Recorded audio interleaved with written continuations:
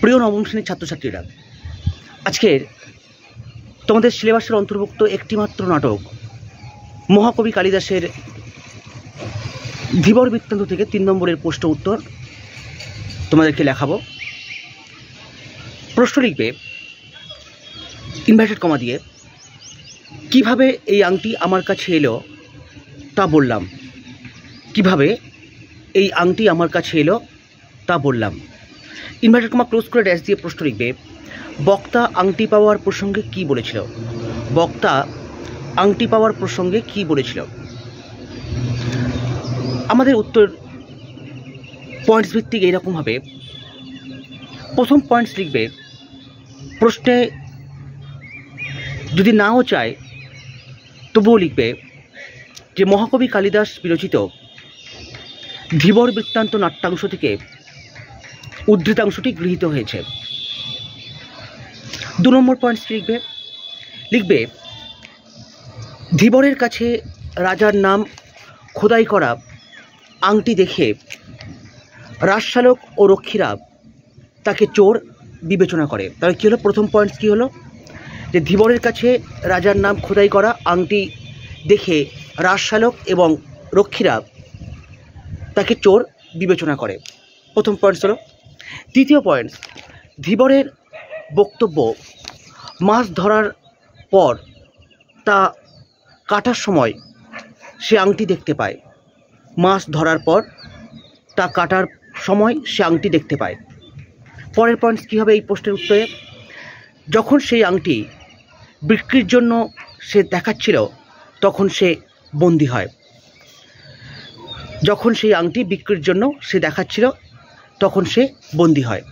তোমাদের উত্তরের মধ্যে এই 3টে পয়েন্টস যেন অবশ্যই থাকে, তাহলেই কিন্তু পুরো মার্কস পাবে, নচেত কিন্তু যাই লেখো না কেন তোমরা কিন্তু ফুল মার্কস পাবে না।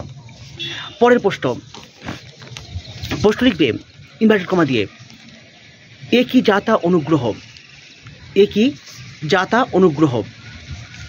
ইনভার্টেড কমা ক্লোজ করে ড্যাশ দিয়ে প্রশ্ন লিখবে, বক্তাকে জিজ্ঞাসা চিহ্ন দাও, এরকম মন্তব্যের কারণ কি। এরকম মন্তব্যের কারণ কি, জিজ্ঞাসা চিহ্ন।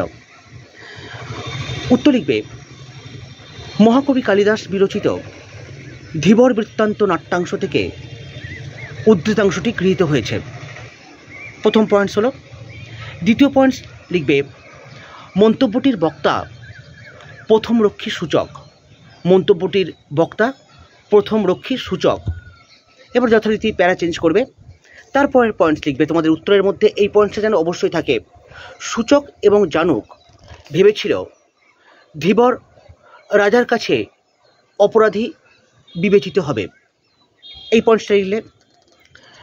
পরের পয়েন্টস লিখবে রক্ষীরা ধীবরকে মৃত্যুদণ্ড দিতে উদ্গ্রীব হয়েছিল।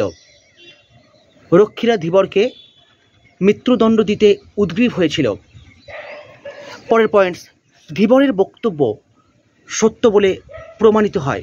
ধীবরের বক্তব্য সত্য বলে প্রমাণিত হয়। শেষ পয়েন্ট লিখবে রাজা আংটির সমপরিমাণ অর্থ পুরস্কৃত করেন ধীবরকে। রাজা আংটির সমপরিমাণ অর্থ পুরস্কৃত করেন ধীবরকে।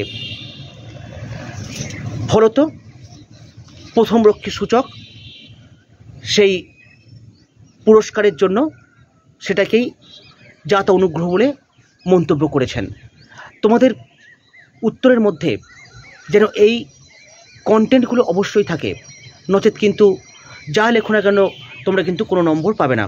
আমি তোমাদের 1, 2, 3, 4 করে তোমাদেরকে আমি পয়েন্টস দিচ্ছি, টু দ্য পয়েন্ট। তোমরা উত্তর এইভাবে মনে রাখবে, তাহলেই কিন্তু পরীক্ষার সময় তোমরা কিন্তু অন্যদের থেকে একেবারে আলাদা উত্তর করতে পারবে এবং খুব সহজেই তোমাদের মনে থাকবে।